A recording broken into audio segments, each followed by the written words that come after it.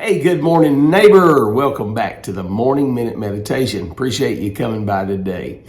Three verses that are very much akin in context, the one to the other, written by Paul, two of them, and one of them written by the Apostle Peter. Now remember, these two men were not always in agreement with one another, but they treated one another right, and they were Christians toward one another, though they were different in personality, different in style, different in ministry, but yet, even in their disagreements, they treated one another right. And both of them write these words. Romans 12:17, recompense to no man evil for evil, and provide honest things in the sight of all men.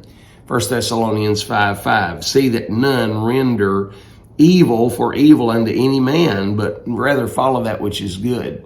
And then Peter said, not rendering evil for evil, but contrariwise blessing, knowing that you're thereunto called that ye should inherit a blessing. These men treated one another right, even in their disagreements, by not rendering evil back for a presumed evil. Two men, famous pastors that pastored in London at the same time, were Charles Haddon Spurgeon and, of course, Joseph Parker. One Sunday in Joseph Parker's message in his pulpit, he made mention of the poor condition of the orphans in the city of London that were going into the orphanage run by Metropolitan Tabernacle and Charles Spurgeon. It was reported to Spurgeon that he had run down the ministry of the orphanage, saying it was a poor ministry and shouldn't be engaged in. The next Sunday in his pulpit, Spurgeon lambasted Parker for criticizing the orphanage and let him have it. Well, the very next Sunday, folks flocked to Joseph Parker's church to see what his rebuttal would be. And this was the entertainment of London, as sick as that is.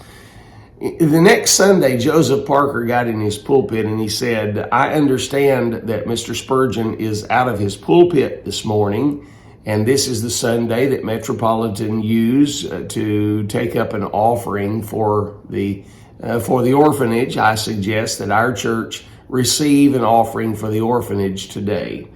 It was stated that the ushers had to go through the congregation on 3 different occasions to receive all of the money that came in for the support of the orphanage. Once Spurgeon found this out, he felt terribly bad about what he had said in the pulpit and went to Mr. Parker the next week into his office. He said, Joseph, he said, you have given me grace when I didn't deserve it. You have given me mercy when I didn't deserve it. And you have been kind to me when I didn't deserve it. When I spoke out of turn, you've done me right, and I want to apologize, and I want to make this right between the two of us. It was that understanding of the grace of God in a man's life that really changed the relationship between those two men. Can I say this? Grace goes a long way. Exercise it today and test out that theory. See if it will go a long way in your life. Hey, God bless you today. Have a great weekend in the Lord.